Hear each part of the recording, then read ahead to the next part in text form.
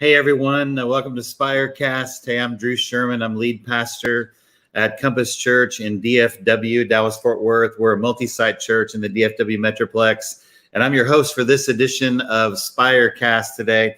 And I'm pumped because we're going to be hearing from Oscar Muriu. I absolutely love this brother in Christ. He is the lead pastor of Nairobi Chapel in Kenya, Africa, and has an amazing work there. And before we do that, though, just a reminder that Spirecast is here to help us move the best ministry ideas into actionable steps. Here today, it's a chance to engage live with experts around content from the Spire Conference and really lean into some very important questions. And I just want to encourage you to really lean into these leadership moments today. And here to help me today is a special guest from Columbia, South Carolina, Jairus Williams. And Jairus is providing leadership for the Rooted Network, doing an amazing job with all these partnership churches. He's worked with our church, Compass Church, with the Rooted Experience. And Jairus, welcome to the Spirecast. For being on today. Thanks, buddy, man. You. I'm having a little trouble hearing you, Jairus. Can you hear me okay? Can you hear me? You sound a little bit like Darth Vader. Can you hear me okay? I can hear you just fine. All right. Let's see what we can do. Let me try something here.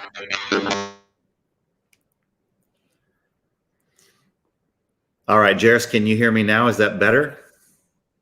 Yeah. Okay. Check. Let's just do this. Let's go ahead. I'm having some technical difficulties. Let's go ahead and let's show that.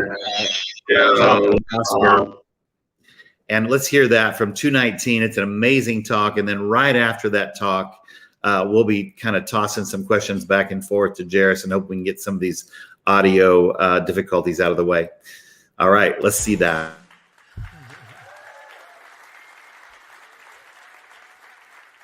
Thank you, Rick, and thank you, Tim, for that session. That was just so on point.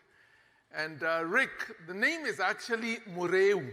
You roll the R's like a Scotsman, okay? And it means a drunkard, okay? But I also want to say thank you to Matt for the session you had. That was really brilliant. I want to hear that again and listen through it again. Hey, I'm supposed to speak on the leaders' challenge, greatest challenge, if I may put it that way.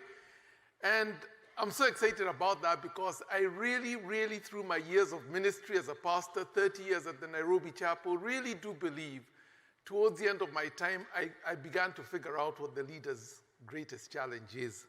And I went to the Nairobi Chapel as a rookie. Out of Theological College Bible School. I had just finished my undergraduate in zoology when I accepted the Lord as my Savior and went straight to school. 3 years later, as a 3.5-year-old Christian, I was sent to this little Plymouth Brethren church that had 10 people on a good Sunday and 4 on a bad Sunday. And I was asked to revitalize our congregation. And I didn't know what I was doing. I didn't know how hard it is.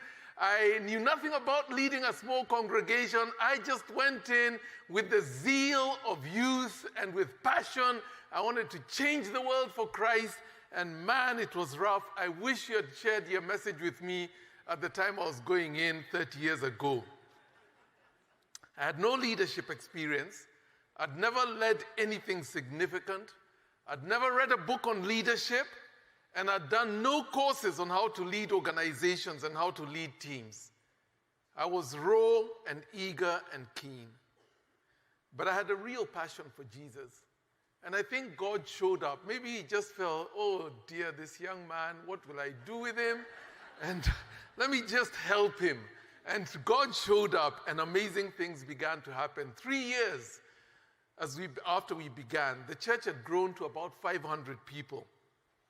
But as we continued to grow, I quickly realized I was in trouble because my personal capacity was not going to keep us growing numerically.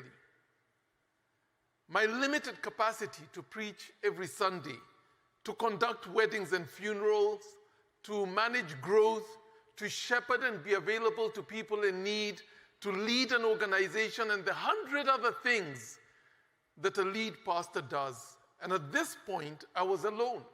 I had no help. I was tired. I was overwhelmed. I was discouraged that I couldn't keep up with the unending demands. I was struggling with borderline burnout. I cried out to the Lord for help. I felt my marriage was on the rocks. And God answered and gave me a conviction from a passage in Scripture. Today, the Nairobi Chapel has planted about 250 churches, many of them in Kenya. Churches in 10 different African nations. We're trying to plant a church in every capital city of Africa. And we have 5 churches off the continent of Africa we're trying to plant in the gateway cities like Sydney, London, San Francisco. Just started in San Francisco 3 months ago.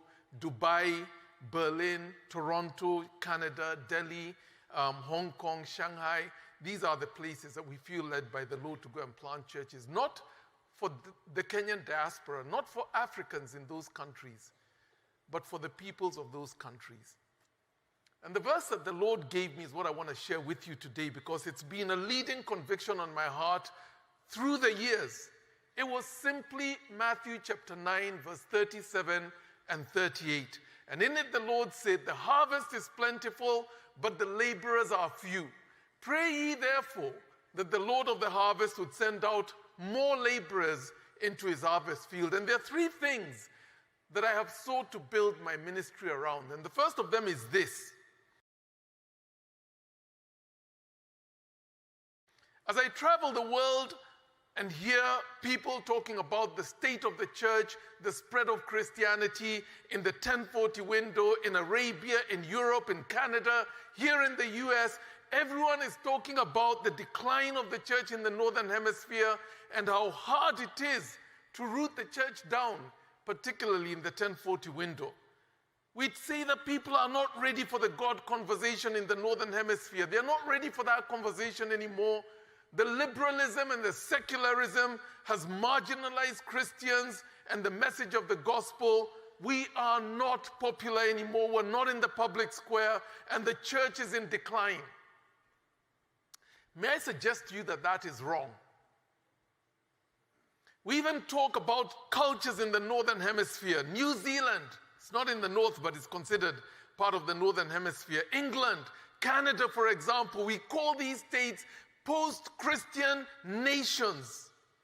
It's a human categorization because I don't think God has that word post-Christian in his vocabulary. What do you mean by post-Christian?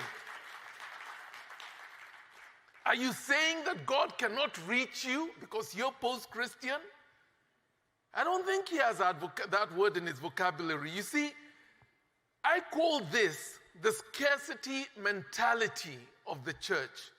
We say that the harvest is little, it's dried up, we're in a secularized desert, nobody's ready for the gospel anymore. But that's our perspective. Because God looks at the same situation and he says in Matthew chapter 9 and verse 37, the harvest is plentiful. You see, every day God hears the cry of the many lonely, desperate people around the world who are crying for hope, praying, if there is a God in heaven, please, please, please reveal yourself to me today, or I will commit suicide. Give me hope, Lord. I'm desperate. Hundreds of millions of people around the world crying for God to somehow give them a breakthrough. They may say that they don't believe in a God in heaven, but when push comes to shove, they cry out to the God of heaven, crying for transformation, praying for forgiveness. And God hears the cry of that single mother, that dying patient, that drug addict, that helpless teenager, that father whose family is in danger because they're in a war-torn country. And he sees their hearts are ready. To God, the harvest in this country of America is abundant and plentiful. And the harvest in New Zealand is abundant. Australia in 1999 was said to be the second most secular country in the world, continent in the world. But God looks and he can see the hundreds of thousands who are crying for help. And he says the harvest in Australia is abundant. You see, God has an abundance mentality, not a scarcity mentality about the world. What about you? What do you have about your community?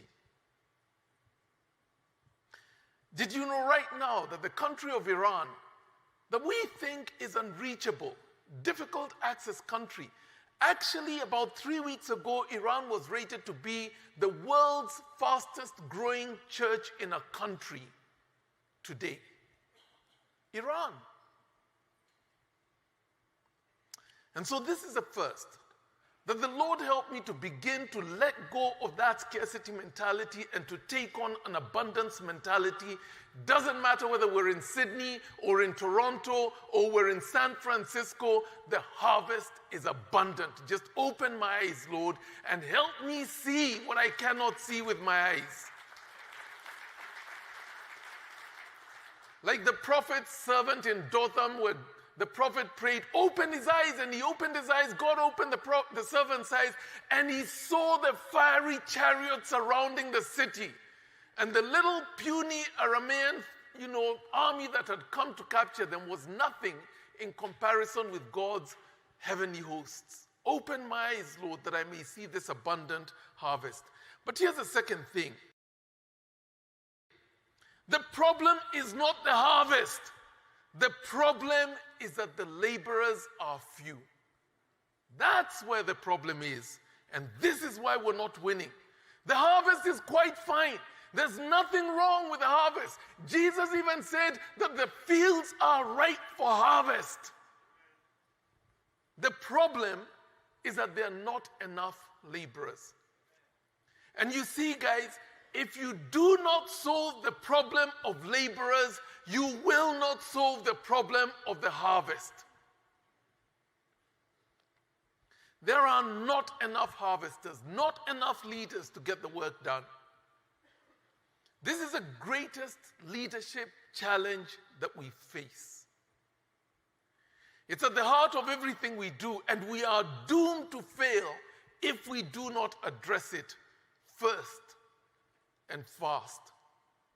You're doomed to burn out, to leave a meager, insignificant legacy behind if you do not solve the problem of the laborers for ministry.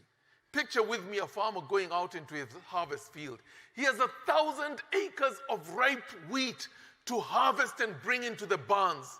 But he has only 2 farmhands and himself. He can work as fast as he knows how to work. He can work smarter and not harder. He can go to the classes to teach him how to be more efficient. He can go for meetings that will help him strategize. He can do together, a strategic plan on how to bring in 1,000 acres of harvest.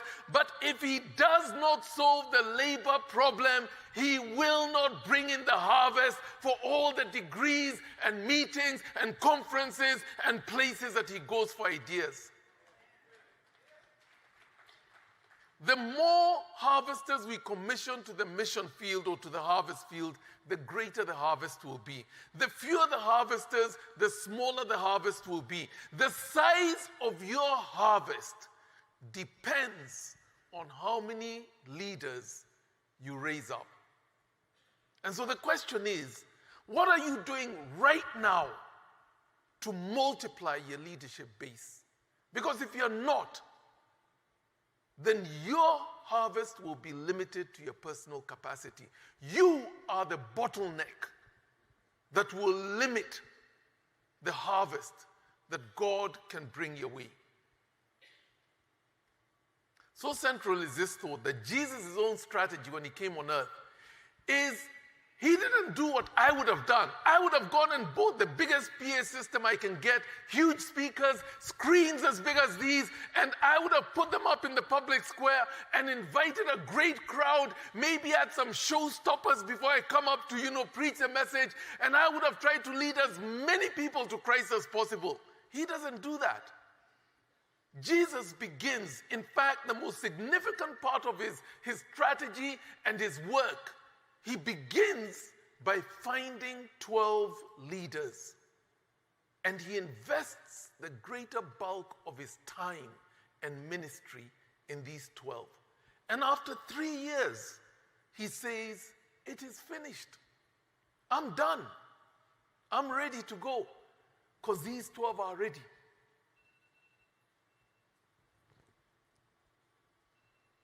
Our strategy is to throw ourselves into the work at the expense of training leaders. We're so busy running around trying to do everything, organize things. We're tired, we're worn out, we're burning out our families. It's hurting us. We're in poor health, but we can't stop because the work is growing and the demands are increasing. Not Jesus. It's the 12. And that's where he begins. So let me suggest this. A sign of great leadership is not the size of your congregation. Truly, the sign of great leadership is how many leaders you're raising up, wherever God has positioned you. If it's in youth ministry, if it's in a rural church, wherever God has positioned you, how many leaders are you raising up? It was this passage in Scripture that caused us to change the way we were doing ministry. Out of it came a leadership development process that we call the leadership pipeline. And in the last 20 years, over 2,000 young men and women have gone through that pipeline. And so we're sending out missionaries to New Zealand, to other countries in the world, to the UK, planting churches around Africa through these young people.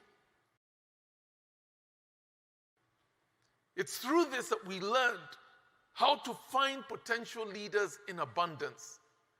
It was through this that we learned how to call them into ministry. And I'll be talking about this in the breakout in the afternoon. It was through this that we learned how to grow them, what we call the leadership pipeline itself, and how to build grit and resilience in them so that they're ready to go to the difficult places of the world. We even talk about the 6 stages of development that we need to take our young leaders to get them ready to launch out around the world. This is the second thing. The harvest is plentiful, the laborers are few. Solve the labor problem before you start bringing in the harvest.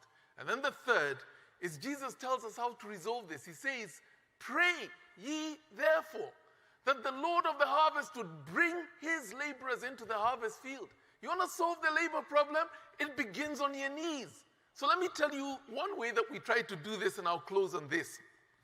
One year, we sat down, the children's pastor, the youth pastor, myself, and several others, because we're a big church and we have a multiple staff. We sat down around a board table and we said, each of you pull out a piece of paper, and I want you to write on that piece of paper who you think in your sphere of influence, in your ministry, among your friends, that God might be calling into ministry. Because you know what?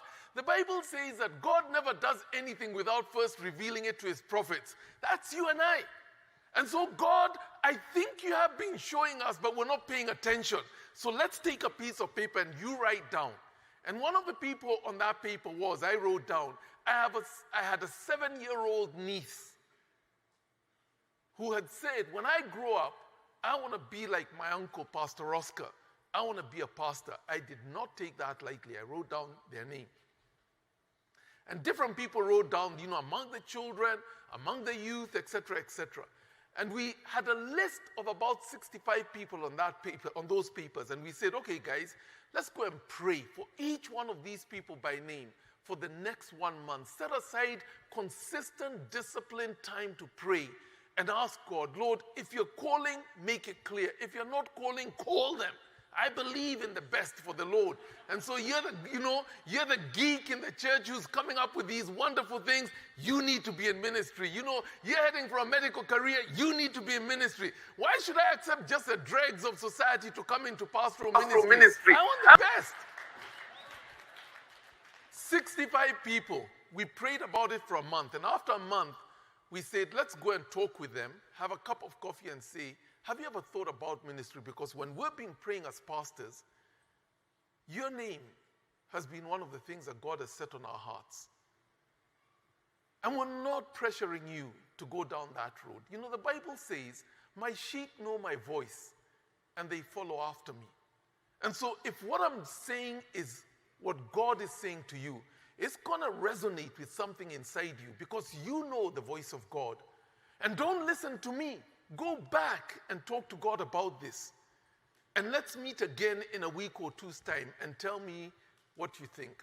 And if it is, then I will help you take the next steps, open doors for you so that you can go where it is that God is calling you. And if it's not, let's have a good laugh and go have a meal and say, I thought you'd make a minister. Can you imagine? You of all people.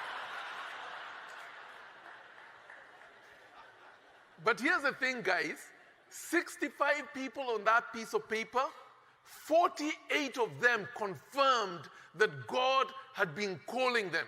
When I was a child, I just knew, but I've drowned out that voice. When I was in high school, I sensed God wanted me to be an evangelist, but I never took it seriously. In the last couple of months, I've been having this inkling that God wants me in ministry. I haven't known what to do with it. 48 of 65 confirmed that God was calling them.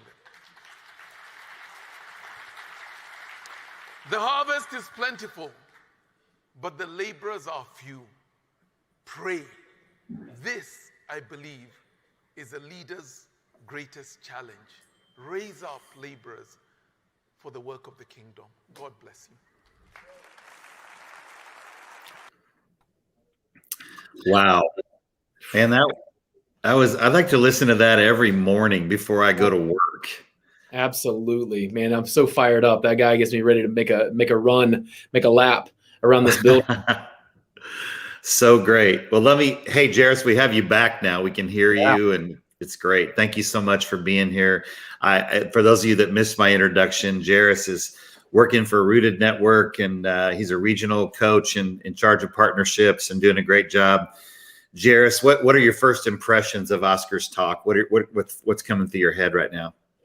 So much of that, like I resonate with his talk in multiple places. I think the first thing that I started thinking of is early in ministry, that feeling of being tired and not understanding the difficulty and the challenges of ministry. I think so many of us go into ministry with a set of skills and a love for Jesus, and we kind of feel like that's going to be enough and it's going to carry us through. And I think I realized really, really quickly that I was way underprepared in the idea of how to be a great leader. I was underprepared on how to handle conflict. I was underprepared for the difficulty and how to manage my relationship with Jesus as being that wellspring of it, but that I needed people around me to help lead me through those seasons really well.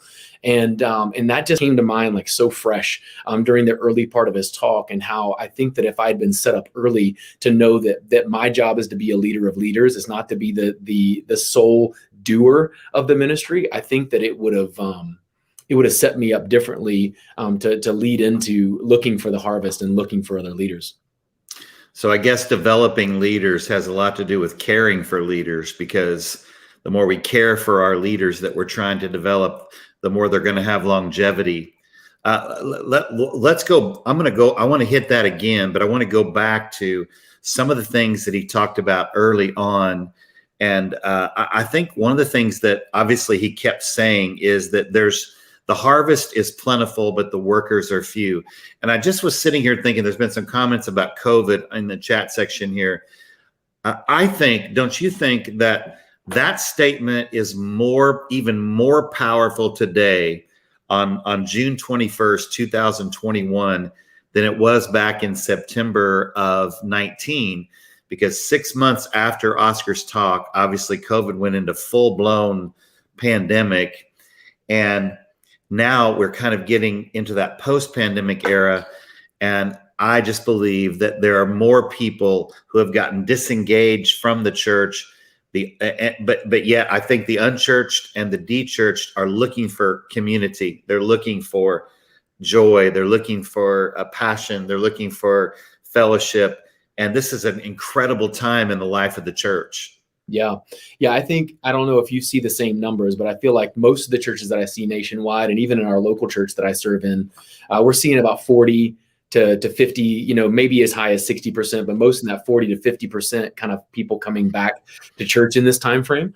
But I think that we're seeing more new people come into the church in new and at a higher rate. And so I think the tendency for us as leaders is going to be to, because, if the 20% of the workers do 80% of the work most of the time in full blown church times, then that number has shrunk. And so we're going to find ourselves probably leaning more towards, man, I need to step into these areas. Let me go get this done because I can get it done quicker, when we actually have a whole new crop of people that have come to our church to invest in, to invite into an opportunity, right? One of my favorite books is The Obstacle is the Way.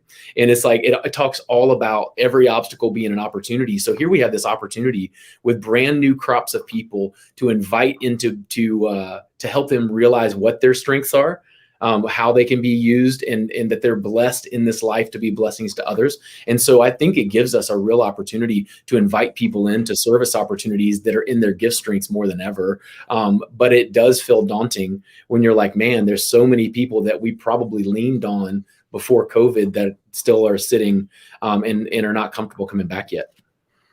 That is so on point. And one of the things that went through my head when you were talking about that is that I've heard some pastors and leaders, and I'm not trying to be critical, but I hope we can kind of lean away from this narrative that just because saved people have been slow to come back to church, that doesn't mean that the harvest isn't plentiful. Those are two different conversations. You agree, Jairus? I mean, completely two different conversations. For sure. It's absolutely okay to go, try to find some of those people that haven't come back to church. But the real important narrative is we've got to understand that the harvest is plentiful, the workers are few. We got to develop leaders because we have a whole new crop of people. And I think this is just the tip of the iceberg. I think when you get into the fall, when kids go back to school, and for the first time in over a year, it's going to be in-person school. I think people are going to decide to come back to church. And then, of course, we get into the holidays, because we kind of skipped Christmas when it came to in-person activities. I think there's a world of opportunity to come when it comes to the harvest and sharing the gospel and the good news. So I don't know about you, I am so excited right now. And you and I shared a experience together about 3 nights ago at Compass. Yeah. A rooted celebration. Since we didn't get to do a lot of the upfront work, could we circle back real quick and talk about what Oscar has to do with the rooted experience, and talk a little bit about what you and I experienced the other night and what it has to do with, what we're talking about today. Yeah. So I got to be a part of your church celebration this past week, where you had hundreds of people in a room, all excited about what God's doing in their lives, excited about chasing discipleship. And what I loved is that, you saw 15 people coming after a time where you just had like a huge baptism weekend a few weeks before that. And then another 15 people come to know Jesus and to profess their faith out loud by getting baptized. And so when you stand in a room and see that, and I watched your pastors at the end commission the people in that room as ministers of Compass Church, as ministers of the gospel of Jesus Christ. And I think that, when you look at that in light of this talk, I mean, that was the heartbeat of why Pastor Kenton went looking for some new discipleship program even 15 years ago. He had gone to a retirement party of a friend of his, and all they talked about in the retirement party were the buildings that he built. And so being that he had built some really beautiful buildings on his property at Mariners, he said, man, if that's what I'm remembered for, and that's what I'm known for when I retire, then I've wasted my whole ministry career here. I want to be known more for the people that I build than for the buildings that I built. And so when he looked for a discipleship program across North America, he really didn't find anything that was going to take his socially driven discipleship groups and help them become missional minded and people that serve the community, that lead well in their church, that pray well. And so the place he actually found rooted was in Nairobi, Kenya, which is really a planted church of Nairobi Chapel, of Oscar's church in Mavuno. And so that whole, Pastor Oscar's influence in creating leaders has really stemmed all the way, not just across the continent of Africa, but all across America and the world, because of this passion that he has for developing people. And when you were speaking earlier about this mindset and excitedness about either we have to chase the people that are not there or go with the people that are. I mean, that's the thing. You can only go and build on the islands of health and strength. You go with the people that want to go with you. And in these huge seasons of change, 20% of the people are going to always go with you, and 20% of the people are going to go or be kind of against any item of change. So if we waste our time, and I say waste in the most beautiful way, I don't want to forget about those people, but we can chase the ones that are not there, or we can go with the ones that are right in front of us, because that harvest right there, when those other people do come back, man, you've got an explosion of leadership in your church versus folks trying to focus on getting people back. Man, focus on the ones that are actually coming and watch God just propel the ministry that is in front of you. I really believe that. That's great. Thank you, Jairus. There's some great questions in the chat. Nathan Lewis asked, how do we balance this? I love this challenge to develop more leaders and laborers, but how can we balance the harvesting that we're responsible for and training others to join us? My first response to that, Jairus, is we have this task as leaders of finding the more pastoral people, the more hospitable people with mercy gifts, to kind of go after some of those people that we haven't seen in a while in person. And then those people that have the more evangelism gifts, that have a heart for the unchurched and de-churched, maybe to go after them. So obviously we use that common sense metric when it comes to, taking the workers and sending them out in different directions. Don't you think? I mean, there's a lot to that. I know that's real simple, but yeah, I think that's brilliant. I mean, I think more than anything, people are, sometimes we miss the opportunity to invite, to put a culture of expectation on people when they come in. I think the types of churches that we've built, we've given a real, hey, we want you to feel free to come and sit and to kind of to watch, but in the midst of that, we've got to go, man, this is an opportunity for us to all pull together. So giving an invitation to use whatever gifts and strengths, I think sometimes we miss, even because we don't invite, we don't even know what people's gifts and strengths are that are sitting in the churches around us, and go, man, like invite them in early to the process. And so, yeah, if they have a high mercy shepherd gift, like what a great idea to send them out to care for those that are not back yet, and then to let the other ones press forward. I think that's genius. Another great question by Lori Murillo. She says, how do you build grit and resilience in leaders? Have anything off the top of your head on that, grit and resilience? Yeah. Which shout out to Lori, that picture of her husband in there. Louis was in in the youth group that I interned at as a 19-year-old. And so I took Louis to CIY. So I know a lot about Louis that is totally behind the scenes. That guy, what a stud. So cool to see that picture of him. Shout out to Yukon, Oklahoma. Yeah, I think one of my pastors, when I went on staff at Mariners, used to say, you'll only go as far in ministry as your pain tolerance will allow. And I think that was the first time that I ever heard the word ministry and pain in the same sentence. And I think that I had this real grandiose idea of the type of trajectory that my ministry would take. And it all had to do with the size of platform. It all had to do with the size of effectiveness in ministry. It all had to do with really, if I'm honest, in my pride and in my well-knownness in a certain ministry to help others. And in doing so, I think it was really easy for me to flip my production and my processes above the people and in that presence of God. And so, I've started reading a ton about grit, and when I there's a great book on grit that her first name is Elizabeth, and I'll find the name of her last name, but it's I read a lot on pain tolerance and grit, and I talk a lot about that to interns, to young pastors, because I think it's something that we skip over a whole lot, and so but we've got to talk about it early and often, and we've got to talk about the idea of suffering well, because I think that there's the Bible reminds us over and over again that when we go through trial, that those are the things that build our perseverance, it builds our hope, it builds our character, but yet we shy away from seasons of pain. And so a lot of times when we turn up tension in those that we lead, it allows them to feel controlled scenarios of pain in their early years, when we put them in there, like, when there's a tough conversation and they run to me and they want me to come have that conversation with them, I'm like, absolutely not. Like, yeah, I want you to have that conversation and then come back and let me know how it goes. And then I'll come do that with you. But you give them opportunity early to hold the full experience of things, so that they start to feel the difficulty, but you're there to kind of save them a little bit if things start to go south.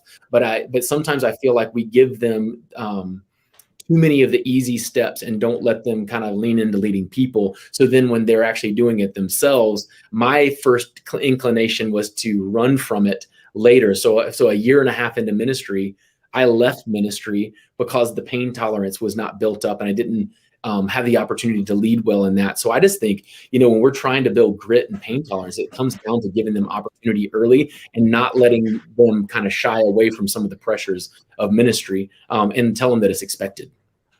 I love that. Talking about pain tolerance, that's so relevant, especially during the pandemic. A lot of pastors are hurting, and there's a lot of they're exhausted coming out of COVID, and hopefully this resurgence of people and the pent up energy will really help revitalize them a little bit. Josh Wright has a great question for small church leaders, Jairus. And I know, obviously, in the Spire Network, we have more pastors leading small churches than we have leading large churches. And so he says this: how do you take smaller churches that have grown up pastor staff dependent to a multi-layered leadership structure? Man, this is difficult. This is difficult. What are your thoughts on that? Wow. Yeah, I think it's funny. I think I've been in a lot of church plants, and I think it's difficult for people to make the transitions. I think it might have been Tim Keller that wrote that there are as many leadership challenge difficulties going through different size dynamics of church as there is differences between the Presbyterians and the Lutherans and the different churches, because, from 0 to 500, it's very, there's staff dependency up top, and then you have to really be a high level leader of volunteers, but so many of it filters up. But then as we get over 500 and into the things, you got to start developing leaders and empower down. And so I think for the small church pastor, the quicker you can remember, and the quicker I see them develop leaders that they're empowering to go make decisions on their behalf, and they give them good, clear marching orders, and they give them great, clear vision, values, structure, all of a sudden, I can't remember who said it, but he said the farther down a ministry leader in the org chart can make decisions, the healthier the organization is. Because if it all comes back to only Drew Sherman being able to make that final decision, or all back to Jairus to only make that final decision, the more that they'll just turn and look at us as the decision maker, whereas we need to empower them with what are the decisions they need to make, how do we make those decisions, and then let them do that. So I think sometimes in the small church pastor, we get, small church model, we get so used to making all those decisions that it becomes that way for a long time. And it's hard for us to make that transition to empowering the other leaders. And I think too, it's just surrounding yourself with good people, hiring the right people. So you never want to necessarily hire somebody and then expect them to do a new job. Like, go find the people that are already doing the great work and then empower them to do more of it. Those are two things that just off the top of my head that pop up, when it comes to empowering. Yeah, that's such a great question by Josh. And Josh, my response to that was just, we need to grow obviously we got to grow one leader at a time. And if you go back to Oscar's talk, remember when he first started the church, I think there was like 10 people in it or something like that. And so he started with 10, and now I think it's, thousands of people, obviously 250 planted church, but he started small. And, I think some of the formulas, the 3 points that he gave today, would be a great place to start, understanding that God has an abundance mentality.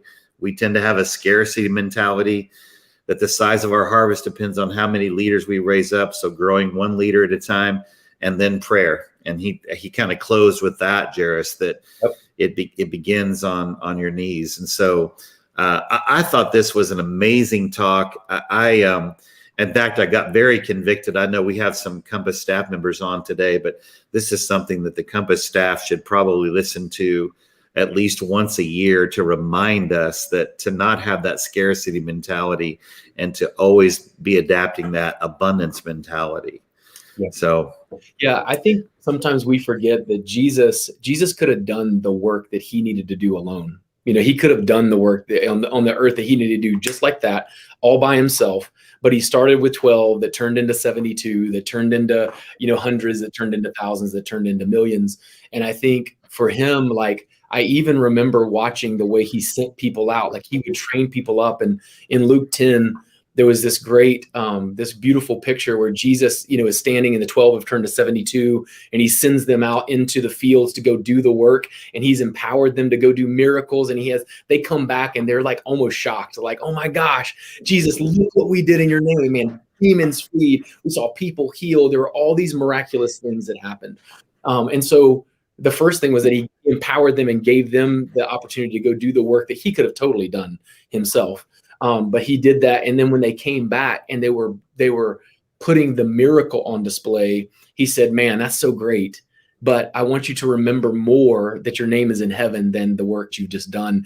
And I think for me as a pastor, like, I feel myself praying for effectiveness.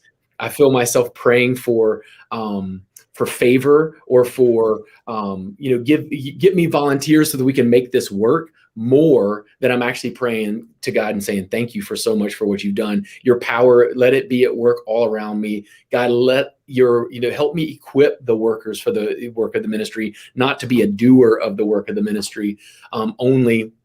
And it just, because I can flip those so much and not remember the why behind that. And so in the example that Jesus gave us right there, when he could have done those things himself. So it's all about empowering others to do it, not about us going out and doing it ourselves. That is so great, Jairus. That's kind of a great place for us to land, that we don't just have to be doers. Being a doer is great. Being a doer is important, but we can be equippers and empowerers. And that's such a great place for us to land. And, the last comment made here by Brandon Beard, he said, who helped develop you as a leader? What did they do to impact your life? And that's a great thought, because if when you get stuck and you're not sure what to do and how to develop a leader, well, think about, obviously, if you're on this Spirecast, you're probably a leader. And so who developed you as a leader, and what are some of the things they did to pour into you, and then go do likewise? I mean, that's kind of the Jesus model. So I think that's an awesome comment by Brandon, and we're going to wrap it up right there. And I'll just kind of close with this. Jairus, I don't know if you caught it or not, but at the very beginning, Oscar said he had just come on after, I think, Matt Merrill's talk. And he said, Matt, I want to hear that talk again. That was amazing. I'm going to listen to that again and try to learn from that. And it just made an impression on me. Great leaders are always teachable. And I want to commend all of you for being on this call, because obviously you just spent 45 minutes trying to develop yourself as a leader. And that's a great place to start, just listening and learning and leaning in to other leaders. We can learn a lot if we listen better. And so I think that's an awesome way that you are teachable, and we're proud of you here today. Hey, just a reminder that the Spire Conference is coming up soon. It's in September 14 to 16. Save those dates. It's not too late to get registered. We had some pastors at Compass that just registered just last week and got their hotels all booked and plane tickets booked. We want to see you in Nashville, Tennessee at the Gaylord Opryland Hotel amazing facility. We're going to have a great time at the Spire Conference 2021. It'll be so great to be back together again. So thank you so much for being on this Spirecast. You can go to spire.network for all the details. Thanks again, guys, and we'll see you next time.